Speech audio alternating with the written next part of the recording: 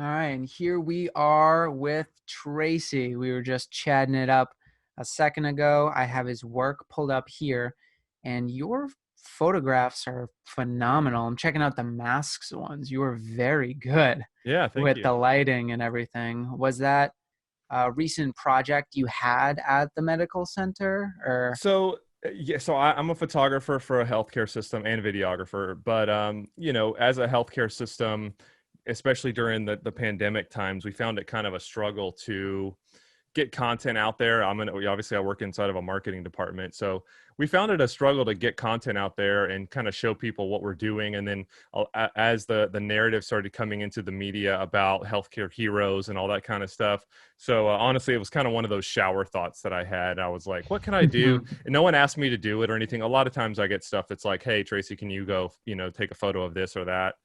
We need a photo of this patient or whatever, or this employee.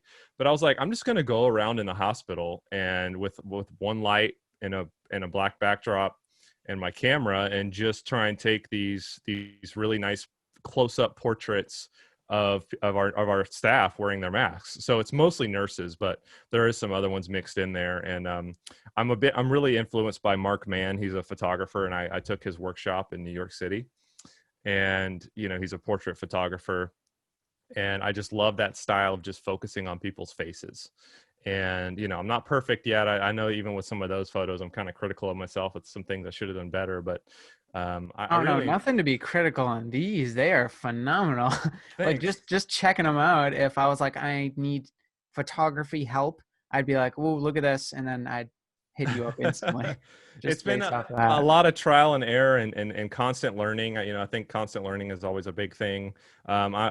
People always ask me, so where did you learn how to do all this stuff? And I said, YouTube University.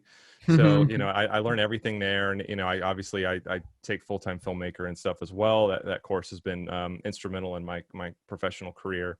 But with photography, it's in all those I edited in Photoshop. And up to that point, I have really been a Lightroom editor, but Hmm. I really started seeing how Photoshop just has all the tools available to really take your work to a whole nother level if you know what you're doing, and then being able to layer up your photos and do different things. And so now I have pretty much everything I do in Photoshop, unless it's like event coverage or something like that, where it's like large amounts of photos that you just kind of batch process.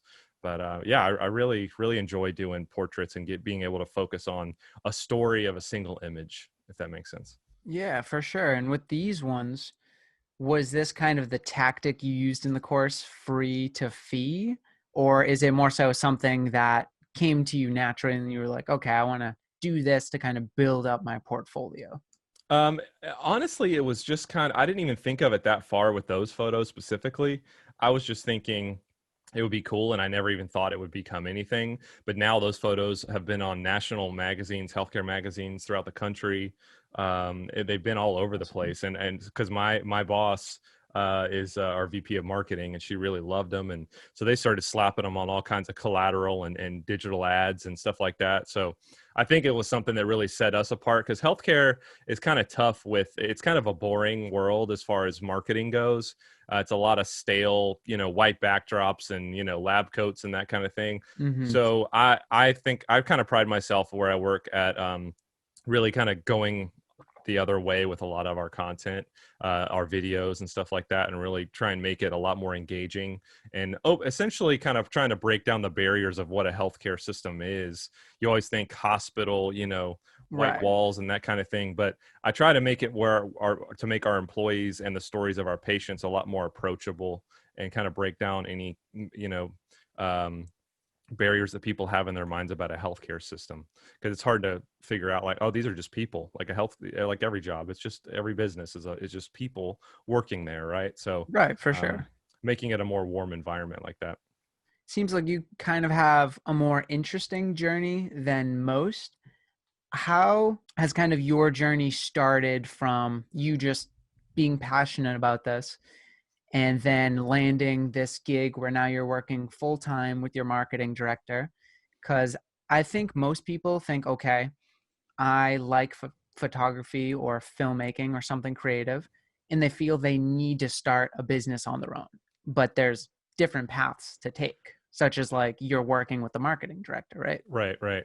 Yeah, so my career is a little strange because I was at this healthcare system doing completely different work for a long period of time. I've been at this system for 13 years, going on 14, and I was doing completely different stuff. Really, kind of lost in what I wanted to do with my career. I'm 33 now. I had been there since I was in my 20s, and I didn't know what I was doing, and I picked up a camera. So I'll go on the longer side of the story a little bit. I bought I think it was the 60D back in like 2012. Nice. And so I had it for a long time. I had it for like a year or two, and then I was like, I'm not using this thing anymore, and I sold it. Wish I would have never done that. Years go by, started thinking, well, maybe I should try, getting back into photography, videography a little bit. So I picked up the 80D at the Mm. time, and still a good camera, but I hit a wall of APS-C sensors pretty quick. Like I started realizing um, I want more light in my sensor. I just want my lenses to be what they are instead of having to think about what this 35 is really more like a 50, and all that with the crop factor and all that kind of stuff. And I just started seeing a lot of the shots that people were getting from full frame. So I really jumped into that and bought the Sony A7 III a few years ago. So I've been a Sony shooter ever since. Can't wait for that new A7S III coming out soon. Probably have it pre-ordered. I do have it pre-ordered. Yes, I do. Knew it. Um, but so I started kind of dabbling in it, and I was like, "Hey, at work, do you guys mind if I do a couple videos and stuff like that?" And they're like, "Sure, whatever." So I covered some events and things like that, and then it slowly progressed. And then I actually found my way into the marketing department, Mm. and it still wasn't my job to do photo video. I was doing digital marketing, Facebook's website, so a lot of the digital side of marketing, and then I, started slowly kind of doing more photo video for social specifically because the other team, when they were there, they were focusing more on like patient stories and things like that. Hmm. And then they left, and I started doing a lot more and a lot more. Started my own side business at some point in there, and then they eventually said, we would like to make you the full-time photographer and videographer because there's a growing need, because the engagement is really going through video and photos right now, especially for social. And we're, like I said before, we have collateral like digital print ads, and we're buying space at magazines, so we need nice photos in those magazines and stuff like that. So I was like, this sounds exactly like what I want to do. So I took that job. So now that's kind of the path of how I got there. But I'm skipping over all of the learning and the hundreds and thousands of hours I've probably spent on The courses like practicing, the full-time filmmaker, failures. practicing how bad I was. I look at some stuff. I was actually just watching one of my old wedding films today, and I was like, it's good, but I blew out highlights, and it was like stuff I would never do today. But the couple loved the video, and so it's it's kind of like you just stepping stones. You can't be amazing, and I'm a perfectionist, so I was like, I'm learning now. Yeah, I struggle even now to like let things go, and like I love the phrase "done is better than perfect." Hey, if your old work doesn't make you cringe, then you're not getting better. I know. Yeah, That's for exactly. sure. Yeah. If you still think your old work is great, then yeah, you might need to step up your game. But That's a tough sign right there. yeah, yeah. And then even now, like I struggle looking at other people's work sometimes, like, man, they're so good. And I am hitting a wall right now a little bit with like creativity, and you can only go so far into certain industries and things like that. But so I'm trying to find some more ventures to kind of dive into and get outside of my comfort zone. And maybe as long as I have my camera in my hand and I'm shooting something that's maybe outside of my comfort zone, I feel like I'll figure my way out and how to make a story out of it. But I'm trying. And on my podcast recently, I had Adam Grumbo, who is like, I think he's the top wedding videographer in Austin, Mm, probably in the state of Texas. The guy does fantastic stuff. And we were talking about how for your wedding films, don't do slow motion montages for the entire video.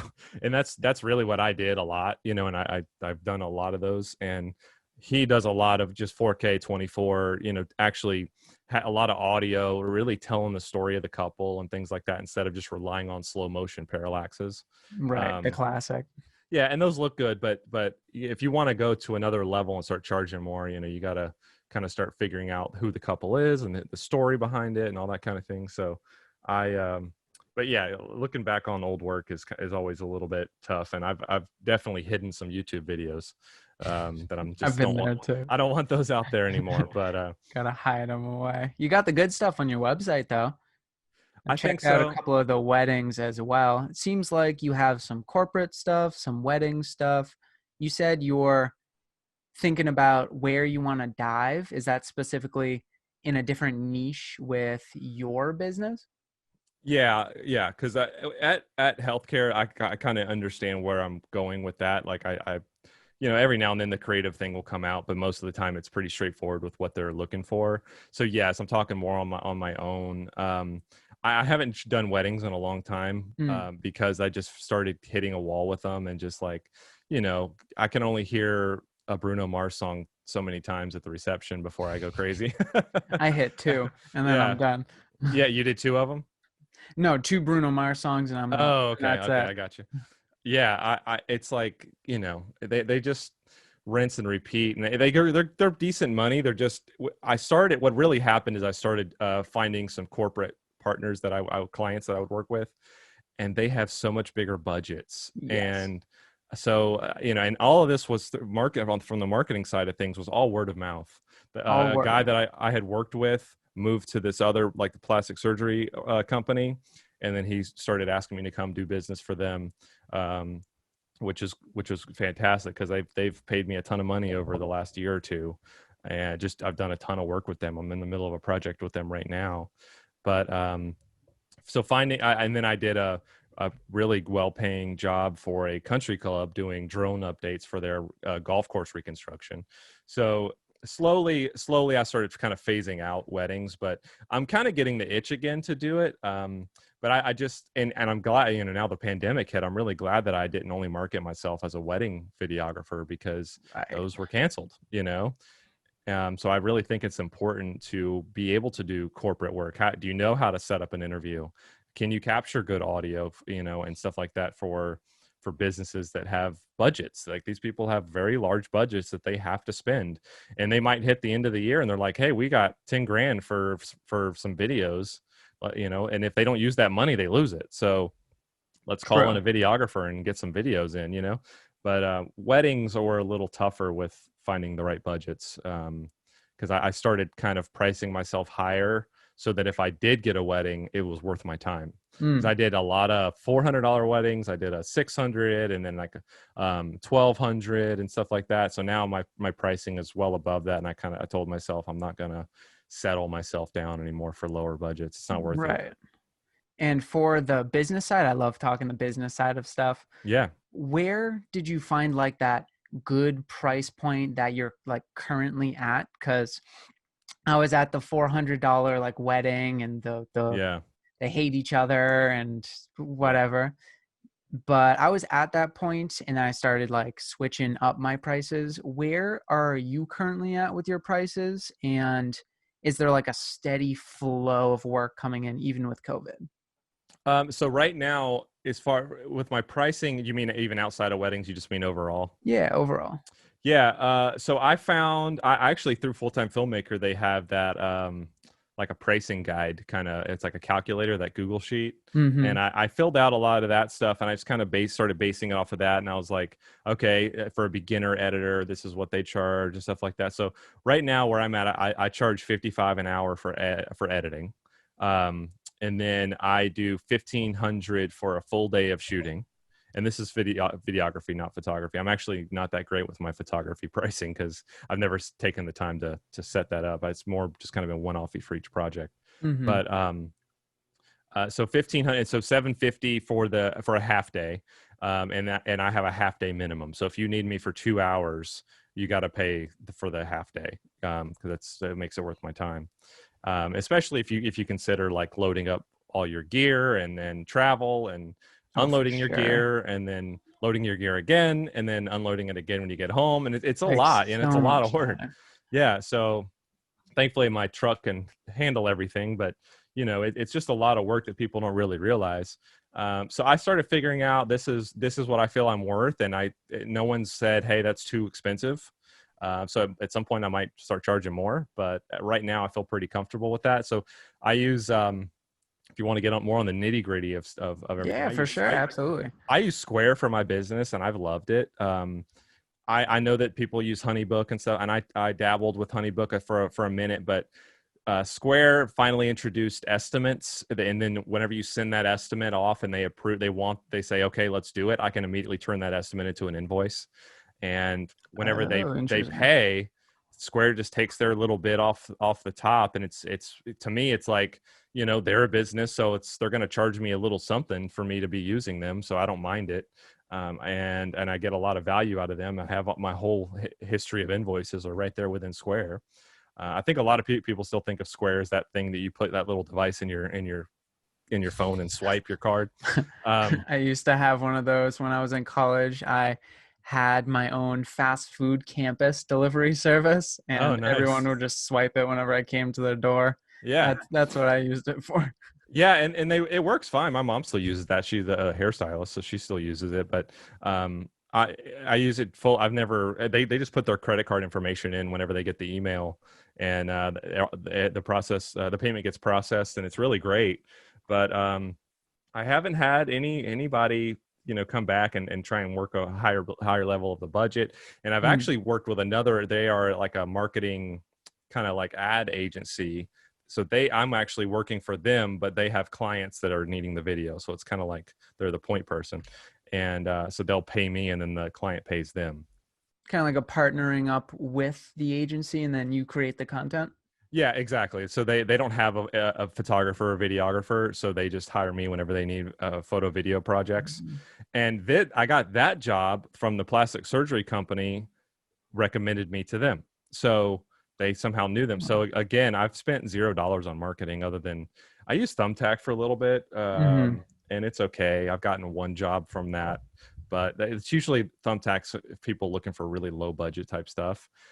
During the pandemic, I did take a pretty cheap job that I should have. I just didn't charge editing hours for. I charged my half day rate, but for the whole project, and it turned out needing a lot of revisions and stuff. So I kind of wished I would have stuck to my guns a little bit more. It was cool though. It was at a burger joint, and for a digital, like they create the digital signage for restaurants.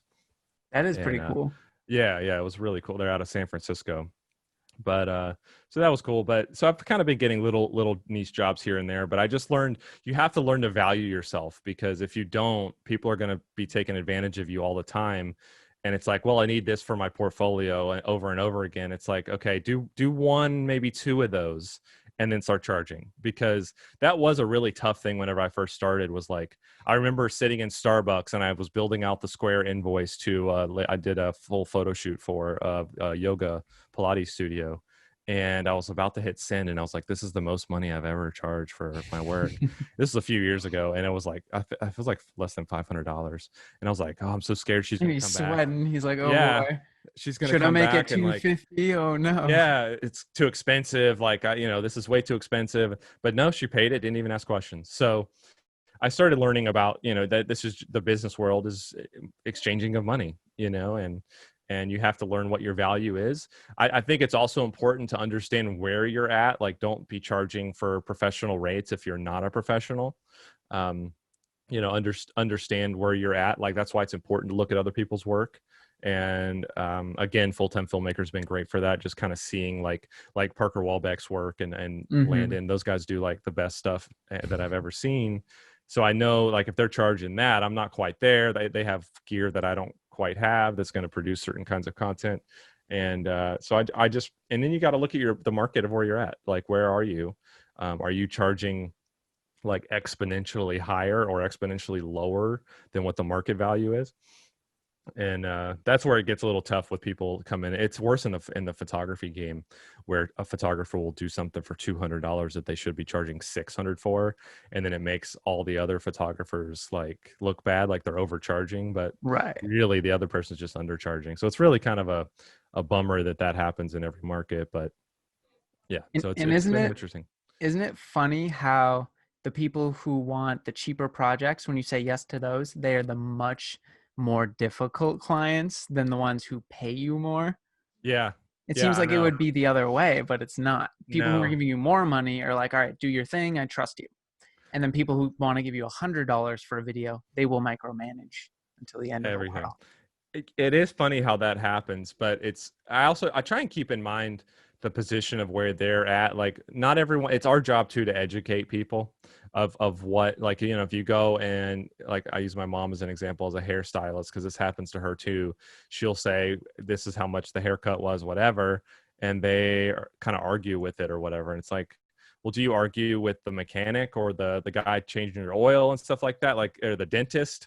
You know, it is what it is. This is what it costs. But I think since they think you're even my mom is like a artistic or creative industry, Mm, that they feel like they know more about how much something should cost. You know, you're not arguing about how much the eggs cost with the guy at the grocery store. It just, this is what it costs, so you pay it. You know what I mean? mhm. Maybe, and I never get into stuff anymore without the client knowing how much I'm charging. That's a little scary to like do a whole project and then, okay, here's how much it cost.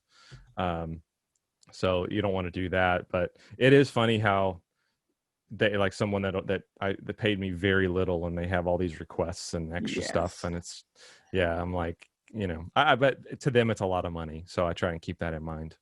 What's been kind of your biggest win as a project that you were just like, yes, I crushed that one? Okay, so it would definitely have to be the golf course job Oh, of because, course. yeah, and I'll tell you how much I got paid. So that job, again, word of mouth, a friend at the healthcare organization I work at, he's on the board of this country club. So they were about to start a multi-million dollar renovation of their entire golf course. Nice. And that what they wanted to do during that time, since all their members were going to not have a golf course to play on, they wanted to just show updates periodically of what's been going on. So they started taking bids from different videographers and drone pilots and stuff like that. And I wound up having the phone call with the guy who was running the whole thing, and he said that they were getting bids of like 30 grand, Hmm. 20 grand. And I said, well, what's your budget? So right there is a principle that to make sure you remember is always ask what the budget is, because if I would have said, oh, I'll do it for 3,000, I would not have Right. gotten paid the $9,000 that I did get paid, because their budget was 10. So if I wouldn't have asked that question, he said 10,000, and I said, well, let me get back to you. I'll send you over an estimate. And I think it was like 89 something that I, was the final, and it was three payments throughout the year, since it was like a 6-month project. And but if I wouldn't ask that question at that time, I was like, I'd never done a project that was that expensive before. And again, that was another situation when I was like, I'm about to ask for $9,000 to drive Hearts around on a golf racing. cart and fly my drone around. That's all I had to do. And it was the easiest job I've ever done. Like, I did a kickoff video, like whenever the first, like, backhoe was like tearing into the green, and you'll see it's on my website too, if you were looking at it. And Yeah, I got it up right now. so, like, it was just a very simple, I did a kickoff video and then I did updates every couple weeks, just kind of showing what's hole number 17 is now under construction, and just, like, Hmm. really, like, with some nice music. These videos were about a minute to 2 minutes long. And I just, all I had to do was get out on a golf cart and drive around, and, by myself, take my time, do whatever I want to do, no pressure at all. And it was the highest paying job I've ever had. See, those are the sick gigs. Those are Yeah. the best ones to get. Yeah. And it seems like since you're, well, you seems like you're starting to get the wedding bug again a little bit. A little bit. Yeah. A little bit, but are you trying to go more towards work like that, whereas high paying golf courses where it's not this ridiculous amount of work? It's stuff that is executable, it's realistic, and they're willing to pay a lot of money for it. Yeah, I mean, I now that I have a partnership, and I actually got married at that golf course, and I've shot a wedding or two there, two Congratulations. weddings there. Thanks. Yeah, I got married You're last welcome. year, um, and I've shot two weddings there. So I have a good relationship with the people that work there. And I don't know what people's idea of golf courses is, but like, this one's a pretty well known course in Jacksonville, Florida, where I live. And it's just, they just have a small team of administration that works there. So they have a person that does their PR and marketing, and I just talked with her, and we've talked more about other videos that they're looking to have and things like that. But they do have budgets. It has to, I think their board has to approve where the money gets spent and things like that, of course. But that way they can justify it to, if all members were like, hey, why'd you spend X number of dollars on a video, Mm, they can justify it. But I definitely like working with them because it's lower stress. They're just trying to show how fun and engaging it is to be a member of that country club, because you don't have to live in that neighborhood in order to be a member there. So, and they've got all the amenities like golf and tennis and all that kind of thing. So finding clients like that I can have as a repeat customer Mm, is much more important to me than constantly finding new clients. right. Because like the plastic surgery company, like I have such a good relationship with them that I just in I think it was April, I shot on one day. It was something that's going to turn into like 20 different videos, right? Hmm. And I've already completed quite a few of them for them. And I was like, I asked the guy that does all the payments for them. I was like, would you guys mind if I just gave you an invoice for everything, that all the editing that's left to do? And I'll just estimate the editing, and then you just pay it, and that way I don't have to send you an invoice for every single little video that we send. Hmm. And he's like, sure. And so he paid those like $3,000 right there that I got up front before the videos are even done, because we just have if I was a new videographer to them, they would not do that, you know what I Right. mean? But because I've done so many projects with them, and we're close as a working relationship, that was very beneficial to me. So I want to get more clients like that where they are repeat customers, but I just don't like the idea of having to constantly be searching out for new clients, which is partly why I'm still at my full-time job in healthcare, Hmm. because that there's a safety there. I've got Oh, my for sure. salary and health benefits and all that kind of thing. And I just do this stuff on the side. So right now it's a healthy balance. Last year was a little tough. I took on too many projects. Hmm. So my work-life balance wasn't where it should be. But that was really my first full year of business too, where I was like figuring things out, but I was constantly editing and shooting. Oh, for sure. Yeah. The grind is Oh definitely yeah. real when you get in the Oh, for weeds on sure. work. But I think one of the biggest difficulties that creatives have, and they can be the best filmmakers, is intertwining the business side of things along Yeah. with their work. And a lot of them, me included, when I started, I was trying to build the roof first of my house Hmm. before I had a solid foundation. Sure. And seems like you, with the salaried position, you're thinking through, you're like, all right, I have my foundation, time to build off of this. And now you're starting to solidify clients through word of mouth. So it's consistent instead of like one off, hey, can you make this? Hey, can you Right. make that? Which is very smart and very good to do. And I would love to hear some tips, since you said most of your work, if you said all of your work, is through word of mouth. I would love if you could just give your best tips on how you got those clients through word of mouth. Sure. So, it's going to sound kind of stupid at first, but it goes all the way back to kindergarten when you were a kid. Be good to other people and they'll be good back to you. Like, be a good person. So, to make it really elementary, like, I have prided myself a lot on being able to build relationships with strangers, and like being able to build a rapport with someone that I do not know at all. Just like you. So like, now we're friends, right? So here we are. But like, Love it. so it's very important to have that social IQ, instead of just, I know all my gear, I know all my stuff, I got these expensive cameras and everything like that, I look like a professional, I am a professional. But if you're a jerk, you're not. You might finish that project, but let's say I was a jerk with the plastic surgery company after on the first job. That would have been I wouldn't have made like another, I don't know, probably $10,000 from them, Mm. because that's how much work I've had since that first job with them. So I showed up on time. I was very cordial when I was there. I'm good to them. I'm joking with them. I just kind of integrate myself in with their culture, because I'm spending some of those days I was spending a lot of time with them. I ease them whenever they're getting nervous being in front of the camera, just really making them feel at ease, and everything's going to be okay. On the back end, as far as going through payments and stuff like that, I'm very flexible with them, as far as, hey, would you mind giving me the 50% down payment up front? Because, if that's holds the date for me on my calendar and that kind of thing. I don't really do that with them now because I have a good relationship, but anyone new, I do that. So really it's just in how you treat people. It has been my biggest success. And I remember starting a YouTube video about this actually while I was doing the golf course thing, but I think I had put it on auto ISO and I set it right in front of me, and then the whole background was blue out the whole time, and I Nice. didn't use the video.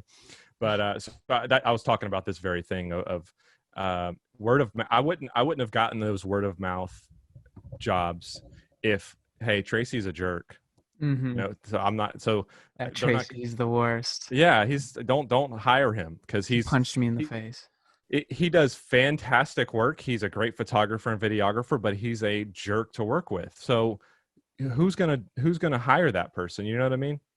And so that's honestly the biggest piece of advice that I could give is have that social IQ of kind of understand whenever I'm around people, are people really freaked out by me, or are people talking to me and we're having a good back and forth conversation, or is everyone really standoffish and like trying to avoid me? Like try to understand, don't get super introspective, but like, understand that, maybe I shouldn't have said this or don't say that, don't, there's a reason why people say don't talk about religion and politics and in a group, of Mm-hmm. strangers and stuff like that, because it immediately creates division. And you don't want that, especially if you're trying to get business.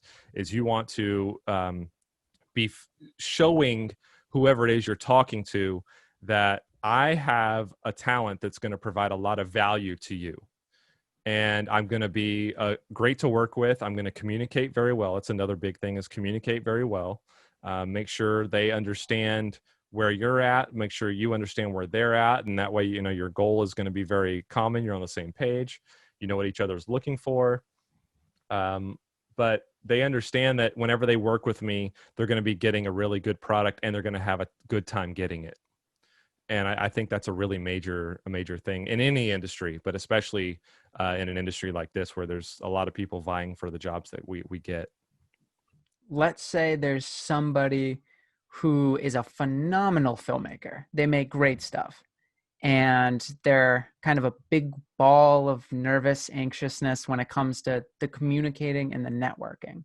Hmm. How would somebody like that get better at that side? Like, what are some tips and tricks that make you a very good communicator and very good socially? I think it's like everything else is practice. And for me, I part of the job that I had in healthcare before I started doing the photo video stuff was I did orientation for new employees. So I would be the guy standing in front of the room with like 90 people Mm, looking at me as I give them directions and kind of orienting them to the company that they just got hired to work at. hmm. So I learned a lot of communication skills through that, and because I had to be very patient whenever they were coming up to me with their stupid questions over and over again, and it's like, I just said that, but here you are asking me, that. But so I had to, like, you're kind of, if no one's ever done that before, it's a really draining thing, because it's not physically draining, but it's like I was just dead at the end of the day, because you're on, it's emotionally, you're having to put on a little bit of a show Oh of a yeah. very welcoming, very happy, everything's great, yeah, we're so glad you're here, that kind of thing, like a persona, like you kind of amplify that about yourself. So I think for people, you have to, if all you do is work in your own office and you don't ever get out and you're not around other people, I mean, I don't know that there's anything as far as like in the video photo world that you can necessarily do to get better at that. You need to find ways outside of that job, that you go join whether it's a church or at a yoga, or fitness classes, or whatever it is that you do, where you get to be around other people and you have to communicate. Mm, I also used to do a lot of stuff with my youth group at church years ago, when I was earlier in my 20s. So a lot of like, we're doing group activities, and this guy wants to do it this way, but I want to do it this way. Well, I'll let him have it, because it's, don't put your pride involved. And so I think I just learned a lot of this stuff just over life experience, honestly. And I'm just kind of, we're all just an amalgamation of everything we've done before us. So if you're someone that's struggling with, let's say you're a good photographer and videographer, if you've got a lot of money, hire someone that is good at those things. That's an option. Always hire your weakness. You don't necessarily need to hire someone that's just as good at you at something, because now you're doubling on that, but now you're probably doubly as weak in another area. true. um, So I hope to be able to hire some other people. My wife's great because she's great at administrative kind of stuff and And that's like super helpful. financials, and she likes Excel spreadsheets, and I absolutely hate Excel That's spreadsheets. tough on me too. Yeah, yeah. All the I love seeing the money in the bank account, but I all the stuff to get it there, it's like, I'm just like whatever. Um, you know, I'll make sure we're getting paid correctly, but so she's good at that kind of stuff. But I think if people just take the time to kind of be a little introspective and look and see where you're weak at, and then try and find ways of getting yourself out there would be really helpful. I got a quick question for you before I'll send you on your way. Thank you for coming. I Yeah, appreciate it. thanks for having me. Are you currently in a BNI or a member of like your local chamber of commerce? No, I'm not. Okay. Do you know what BNI is? I do not. It is Business Networking International. Okay. And essentially, rough scope of it, it's this group of business owners, and only one person per like niche of business can be in a specific group. Okay. So if you are the photographer or filmmaker, only you can be the photographer or filmmaker for like these real estate agents, Oh, wow. for these medical professionals. And that could be very beneficial to you since all of your work is word of mouth. That's Sure. literally everyone gets together and says, hey, how can we work together and do business together? Or who do we know in our network that needs work from all of Right. us? So Yeah. that could be super helpful, help you bring Yeah. in more revenue for your business. So this is like a group of people that meet in a in your city. Yeah, they're everywhere. Business Okay. Networking International. I know I'm in Massachusetts, and in just 20 miles, there's like 10 or 15. Okay. Well, I'm gonna definitely look that up and see, Yeah, for sure. because that's that. Yeah. I mean, that is exactly what I was talking about before, is word of mouth. And this guy knows somebody, and this guy knows somebody, and he's like, I've got a friend that needs help in this area. So I actually would love to do more high end real estate stuff. So, um, my wife's actually getting her real estate license too, but um, the lower end of real estate's kind of tough to make money on that. But I would love to connect with a high end, like someone who sells multi-million-dollar homes, and I'm making videos for them. That'd be great. Legit. Like if Yeah. you how they work, BNIs, not to get too much in the weeds, but there's like a fee that might be like, hey, for the year we're $1,000, but you can sit in on our meetings beforehand, get to know everyone, see if you can work together with anyone. So if you jump on one and there's like 5 people and they're all plumbers and they don't care about video, probably wouldn't join that one. You're But right. if you Right. find another one down the street that's like 30 people and there's 10 real estate, not real estate agents, but there's a real estate agent, there's an insurance broker, etc. And they're all like, we would love video, we would love photos. Boom, that'd be $1,000 for your sign up for the year. And they're just giving you ongoing work. And whenever they have referrals, they're like, hey, Tracy, we Yeah. got work for you. And they send Wow. it your way. Yeah, that's great. I mean, that'd be a great thing to be connected to. Mm, I'll certainly look that up. hell yeah. Well, I'm glad I got to Yeah. send you off with that tip. Thank you. Definitely going to be in touch. You mentioned your podcast too. Yeah. So the Create More podcast, I started it a few months ago, and I've had a couple guests on. I need to finish editing one now, with Adam Grumbo that I mentioned earlier. Mm-hmm. And I just wanted, again, we were talking before we started recording. I think it's unwise or inefficient or whatever you want to say of us that have these gifts and talents with photo, video. I also love audio. So to not create stuff, especially during the pandemic, but whenever we're at home and we have opportunity, and there's so much to be taken from on the internet. And even if I never make a dime from it, at least I get to talk to people like yourself on podcasts, and you get to learn. Like here we are now, and I learned about this thing, then that might generate thousands of dollars for me. So who knows? But I think that just putting yourself out there is something that I struggled with for a long time, because I'm not like, I try to stay pretty humble and stuff like that. But I also realize that if you don't talk about yourself, no one else will, as far as Yes. getting your name out there. And I just enjoy talking to people. And the Joe Rogan podcast is a great example, because he didn't start that out to be making $100 million on a Spotify deal. he started it out just talking to his friends on the internet. You know what I mean? Mm-hmm. His comedian friends, and it slowly grew into something. So, and he was already successful outside of that. So you just, I think it's not wise to go into anything, especially a creative endeavor like this, in order to make money. I think if you have the right intentions to do it, it's going to be, it might turn out fruitful in the end. I also started a Twitch channel, so I'm a gamer. So I'm trying to get photo video creatives to join me in the chat whenever I'm streaming. And I love talking. I love talking gear and like what we were just talking about today with business and things like that. I would love to have a Twitch channel that has a bunch of people in there where all we're doing is like talking about gear and stuff like that. So that's at twitch.tv/isotaco. The ISOs for ISO cameras and the taco. tacos for my Tacoma. So Love it. ISO taco, yep. But why not try things? You know what I mean? All right. Well, this has been Tracy, and this is Alex with Sell the Creative Podcast. I hope you guys got some value out of this. And yeah, stay creating.